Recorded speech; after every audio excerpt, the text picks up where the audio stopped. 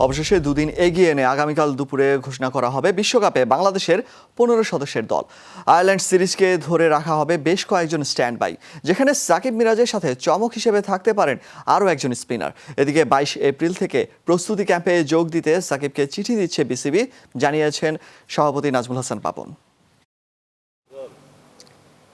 কেমন হবে বাংলাদেশের বিশ্বকাপের স্কোয়াড, আর সেটা চূড়ান্ত করতেই বিসিবির প্রেসিডেন্ট বক্সে এমন সভা, যেখানে উপস্থিত আছেন স্বয়ং বিসিবি সভাপতি নাজমুল হাসান পাপন, সম্ভাব্য ম্যানেজার খালেদ মামুর সুজন, দুই নির্বাচক এবং অধিনায়ক মাশরাফি বিন মুর্তজা।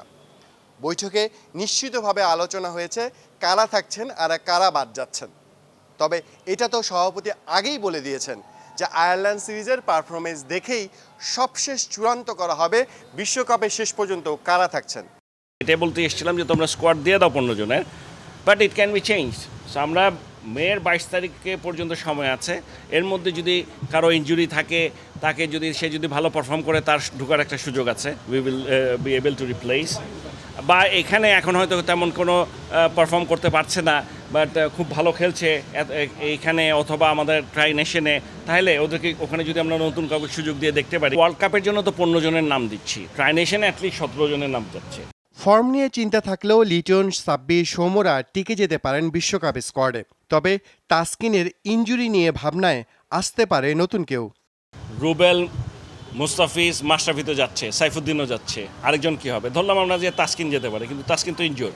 আমরা তো এখনও জানি না আদৌ খেলতে পারবে কিনা, বা যখনও ফর্মে ফিরে আসবে তারপর অবস্থানটা কি হবে, ওর বল ভালো হচ্ছে কিনা, সো এগুলো তো জানতে হবে। তাহলে ওর জায়গায় কে আসতে পারে? আপনি দেখেন খুব বেশি নাম পাবেন না, একটা কি দুইটা থাকতে পারে। স্পিন আক্রমণে সাকিব মিরাজ থাকছেন, এর সাথে যুক্ত হতে পারেন আরেকজন।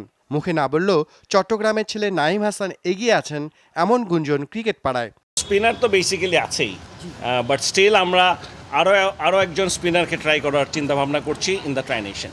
আইপিএল খেললেও হায়দ্রাবাদের হয়ে ম্যাচ পাচ্ছেন না সাকিব।